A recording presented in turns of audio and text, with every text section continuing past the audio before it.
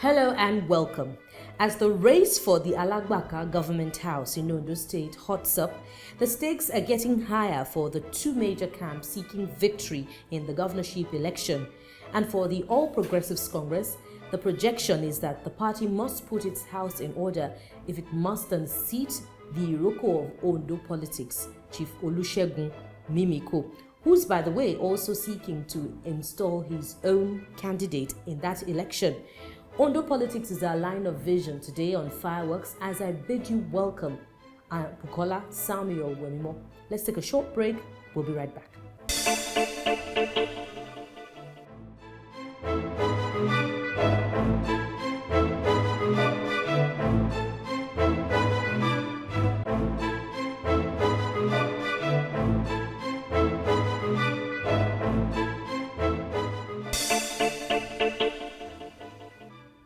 Thank you for staying tuned to Fireworks. Today I have with me a governorship aspirant in Ondo State, a chartered accountant, and a member board of trustees of the All Progressives Congress in Ondo State, in the person of Chief Jamiu Afolabi Ekungba. Thank you for your time, sir. It's a pleasure. Let's start from what seems to be a game changer now in Ondo politics, especially ahead of the October governorship election. Your party announced just days ago that it is no longer adopting the zoning formula, it is dropping zoning. What are the implications of this for that election? For me, as far as I'm concerned, I believe one thing, you have introduced me as an accountant. The first concept I learned in my life is truth and fairness. Is it true that zoning had been practiced in the past? When it was, is it fair? Consequently, I do not know. I was away, I just came, I learned about it. I didn't know who those people are taking that decision. The implication is this. We are all aware of what happened in Kogi State. If you now say no zoning any longer, consequently, a particular zone of the state could dominate the other zone perpetually forever. And like Jamiu said in those days, zoning is not the problem. It is about who the zone present to represent them. Consequently, in this instance that we are in, for me as an individual, I believe that if APC say no zoning, as I am, I have done a very good work. In the 203 wards of the state, I have very strong structure, and I'm sure I will win the primary. But if there's no zoning, then I will be winning the Chief, are you so agitated because you're from the north and I'm not agitated. This new policy doesn't exactly favor you? I'm not agitated. I started with a word. We must be truthful and we must be fair. The truth of the matter is this. Our forefathers and fathers had respected themselves. You see, a place of birth is an accident of event. Consequently, they have respected that there are 3 geographical zones, and consequently, this thing has been rotated round. The only thing anybody can tell me is, we could now sit down and say, okay, if we are going to start again, where do we start from? Say there's no more zoning, then you are adopting what has happened in Kogi State, and it could be dangerous for those coming after us. For me. But if you were not from the north, Chief Ekungba, and you're still a candidate, wouldn't you embrace this new party position as others have? If I am not from the north, how are you sure I will have even attempted contesting? That's the issue. But coincidentally, I am from the north. Coincidentally. History. That's why it doesn't sit well with you. No, it is not. It is because we must be truthful and be fair at all times. If it has dropped zoning, it has opened up the field for all contenders, to have equal opportunity to contest in the primary. Listen to me, let me give you an assurance. And it gives an air of uncertainty about who it wants to pick for the governorship ticket, leaving the opposition to wonder who the APC will field. Let me give you an assurance, Buki. the people of Ondo State will choose on the basis of one basic thing I know. They're going to look at the situation of the economy of Ondo State now. The economy of Ondo State has been made prostrate by Mimiko, a state that is oil producing, that cannot pay salary 6 months. Consequently, Ondo State people will not make mistake of picking a candidate and a governor that doesn't have the prerequisite, that doesn't have the skill, that doesn't have the competency and capability to turn around our economy. So there can be a preferred candidate. The candidate that will be chosen by Ondo State person, by Ondo State people, that person is that person that has this competency to be able to turn around our economy. Are you going to try to induce them in any way? Or have you already induced them financially so that you can secure their votes? I do not induce. I have motivated them. I have educated them. I have enlightened them. I have told them the enormity of the problem at our hand. Why should I believe you when you say that you have not induced them? Induced with money? It is common knowledge listen to me. that parties across board in Nigeria adopt that approach to getting their desired candidate ahead in elections. Even your party cannot come forward to say that it hasn't adopted that approach in pushing forward its own candidate. Okay, I'm an accountant. And then let me put it to you this way. If somebody is sent by me to deliver a message, I pay for his transport, that is not inducement. That's okay. Inducement is when you start buying vehicles for people. When you start giving people money which they do not deserve in order to make them to work for you or to vote for you. I, Jamiu Ekungba, had not done that, and I will not do it. This is what had been the custom and tradition of Nigeria.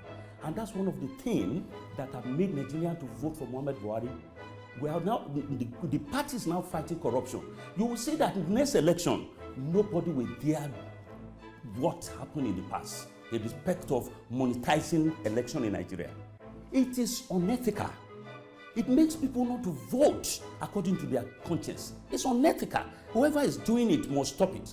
If it is the practice in the past, some people could do it because of the fact that they think, okay, if other people are doing it let me do it. Those who do it in the All Progressives Congress too must stop it. They must. And in this coming primary election ahead of the Ondo governorship election, are you saying confidently on this program that the party should not induce delegates the party at the get a candidate? The party at the national level must ensure that monetizing of election must stop. Otherwise... And you can stand by your word. I am when you and your party, the board of trustees, go behind closed doors, you can stand by what you're saying. I will always do that. I will always do it. I've always done it. I've always done it. I will always do it because you see, monetizing of election does not allow the right candidate to come up. And when you don't have the right candidate, then we have problem on our hand. You see, when you put a square peg in a round hole, it doesn't fix. Now, Chief, are you by chance towing this line because you don't have the resources to induce? Perhaps if you had enough money to throw around, you would more easily secure your candidacy. Buki, I told you earlier on, I'm an accountant. I was a banker. I'm still a banker. Unless, if you take permission of your husband, I'll show you my bank account. Then you'll be able to ascertain what you have just said. You don't know how much I have. If our party leaders say we should monetize, I will beat every other person to it. But I'm saying our party leaders should discourage it. Not because I don't have the money, but because I believe it is not the best way to win an election. It is a wrong way because then you throw in a wrong candidate. For instance, in Ondo State now, like the situation, the economic situation in Ondo State, we can't afford a governor who doesn't understand the dynamics of the economy and the financial situation, who is now going to be educated by his commissioner, who is going to require a consultant to tell him how to restructure the bad economy and be able to start. So it means that in the next 6, 7, 8 months, APC will be in trouble. People will be complaining. and saying you came, you asked, you wanted to do a change, and we have not seen any effect. Chief, you've been hammering on the bad economy, quote and unquote, in Ondo State, and how bad the PDP-led government has run it aground. That's debatable. We'll get to that in a bit. You're watching Fireworks. I have been talking with a governorship aspirant in Ondo State and a member of the Board of Trustees of the All Progressives Congress. Let's take a short break. When we return, there'll be more points to talk on. Stay with Fireworks. Thank you for staying tuned. You're watching Fireworks, and in the last half hour, I have been talking with Chief Jamiu Ekungba, a governorship aspirant in Ondo State and a member of the Board of Trustees of the All Progressives Congress in that state. And we were looking at the PDP-led government in Ondo State. But before we go there, you talk a lot about, confidently about the structure that you have on ground, that you have worked assiduously to achieve. But the popular belief in Ondo State currently is that the man with the most dependable structure that can indeed lead the All Progressives Congress to victory in the coming election is Chief Rotimi Akeredolu. So can the structure that you boast about rival that of Akiti? I don't want to discuss any of the aspirants. The reason is I'm a member of Board of Trustees. And one of the things I've been telling the aspirant is talk about yourself, don't talk about another person. Consequently, I know quite all right that none of the aspirants can boast of a better structure than I do now in Ondo State. Just put it that way. None of the aspirants. Now, that brings us to how the state has been run. Yeah. As far as the All Progressives Congress is concerned, from my findings, the PDP-led government in the state hasn't done anything. And that's debatable. Is it an opposition thing? No. The point is so this. What exactly is the case? The case is this. Why is it difficult for the APC to acknowledge any of his achievements? No, not me. I do acknowledge. Let me put it this way. Mimiko came in with such horror that is so big. Everybody going for him. Our expectation of him is X, but what he has achieved is less than 20% of it. What he has been doing, rather than administer the state, rather than developing the state for progressive achievement, he has been politicking and deceiving us. I can give you 2 examples. Let me take one. Abiye, which he calls so many names, Mother and Child Hospital. I do acknowledge the quality of that hospital. I've been there. Which has indeed been lauded as a standard safe motherhood program, which inhabitants of other states of the Federation patronize. That's exactly what I'm saying. Yeah. I said, for me, I acknowledge the quality, international standard. It makes me proud of Ondo State. But with the quality of that hospital, and as a medical doctor, who, before he became governor, we see him as somebody who is interested in the welfare of the masses. Now you have only 2 of that hospital in the state. And the remaining 18 local governments, most of the state hospitals are in disrepair. So what are you going to say about that? 2, you mean that when my wife wants to deliver from Owo, he will have to travel to Akure to come to Abiye? Somebody who is going to deliver from Okitipupa will come to Ondo? From Okeagbe to Ikare, the road is so bad that it takes about 45 minutes. But hasn't the state government done the best it could with the competing needs the state is faced with the resources available to it? The government has also built a renal center in Ondo State. The government has built schools. It has built them across Ondo State. Not across. It has dualized some roads in Ondo State. Yeah. So these are achievements difficult for the APC. No, not difficult. I have told you, when you deceive people too much, people become wiser. How many roads has he dualized? In his own town, from Adilgun roundabout to the Itala, is less than 10 kilometers. It takes 7 years to construct, to dualize. more than 7 years. How many kilometers? So if it takes him 7 years to dualize a 10-kilometer road in his own hometown, so what of other town? Of course, my own town, we are very lucky. He completed our own, even if it is not properly completed. Then there is Fiwashaye to the airport.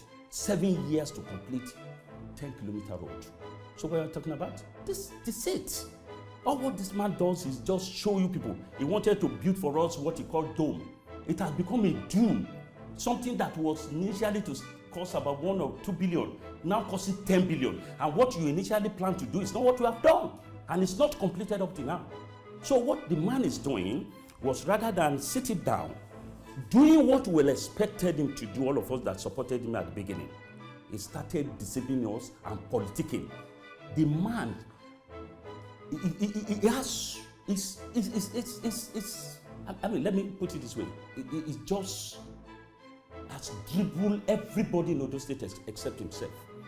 But this man has also helped the state generate the sum of 10 billion naira in terms of internal generated revenue between January and November 2015. Let me tell you this way, please, Bookie. For a state that much of its natural resources hasn't been tapped fully yet. Don't insult Ondo State people. I give you practical example. A governor is not about taxing his people. It's about generating internally generated resources. That's what I'm talking about. I'll give you an example. The Dangote oil refinery in Lekki was supposed to be in Ondo State. Why did we lose it? Ask him. Because of hidden agenda. You see, as a governor, you bring that type of refinery to Ondo State, you just imagine the type of internally generated resources we are going to get from it. Ondo State is oil producing. How much internally generated resources are we getting from the oil company that is producing oil in our state? Why are we not getting it? Something is wrong. We have bitumen. It took our governor 7 years to remember that he's going to mine bitumen. And when he was bringing people, the company he brought, I Google it. This company, for God's sake, I do not see it as, I do not see that company as a company that is competent to do what they claim it's going to do. So these are the deceit that is going on. So you are telling me that in Ondo State, 10 billion a year internally generated revenue is good. That is abysmally bad. Now, Chief, if our salary a month is 4 billion. Chief, I see political undertones dotted all over your commentary. No. Dotted all over your commentary. Okay, listen to me. On Chief Mimiko's performance. Wait, let me give you an evidence. Some of the inadequacies acknowledged, yeah. but if you were in his camp, you'd be all quiet about some of the undone things in Ondo State. Let me give you an instance. You were talking of 10 billion internally generated revenue from federal allocation. Up to date, I have over 600 billion collected by Ondo State. The man said, I want to agree with him anyway, but I don't believe that the salary bill every month is about 4 billion. Assuming for his 8th year will be about 360 million. Take it from 600 billion. 360 billion for 600 billion. You still have 240 billion. What has he used it for?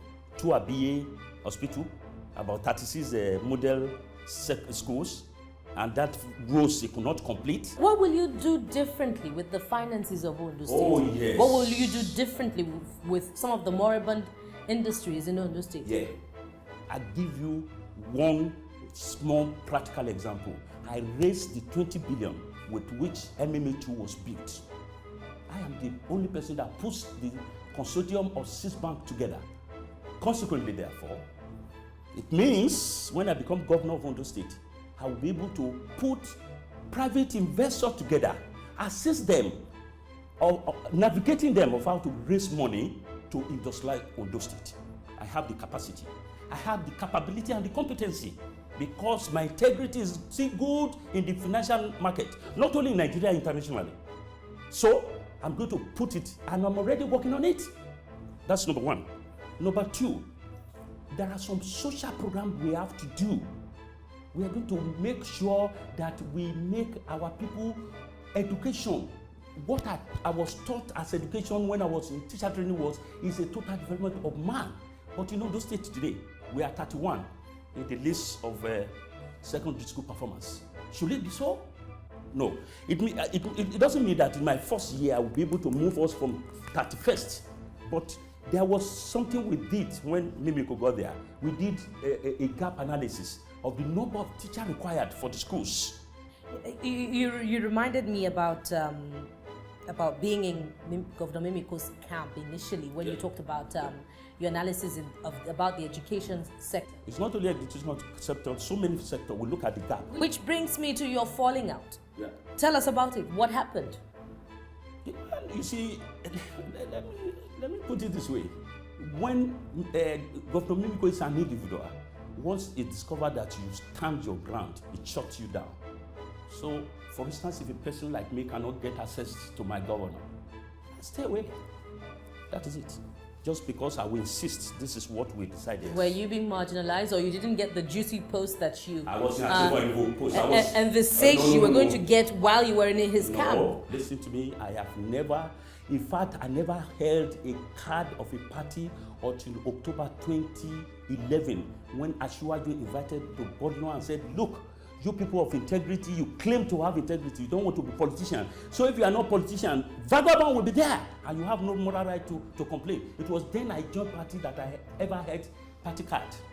I have always worked for politicians because I've never been interested. Unfortunately, Adifarati is dead. He wanted me to be commissioner, I refused. Agago is dead. I have never in my life asked for political position. In my life. You're very passionate about this ambition. What happens? Because of what happens because if perchance the All Progressives Congress decides to pick another candidate besides you? Listen to me, they did it in 2012. The only thing, some of them, the leader say, Jamiu was annoyed. I wasn't annoyed. The only thing I was telling them is that this candidate will pick. Hey, can he win the election? God chooses his man. If God decides to choose me, nobody can stop it. If he doesn't, then nobody can install me. So if I don't see human being as being responsible. I see it as heart of God. So why will I blame anybody? All right. Chief, we want to thank you very much for your time on Fireworks today. Thank you very much. Yes, on that note, we wrap it up on Fireworks today. You've gotten further insight about happenings in that state, and you're better informed about the politics of Ondo State ahead of the October election. Why not join us again, same time next week, when we'll bring you another incisive edition. I am Bukola Samuel Wemmo. Bye for now.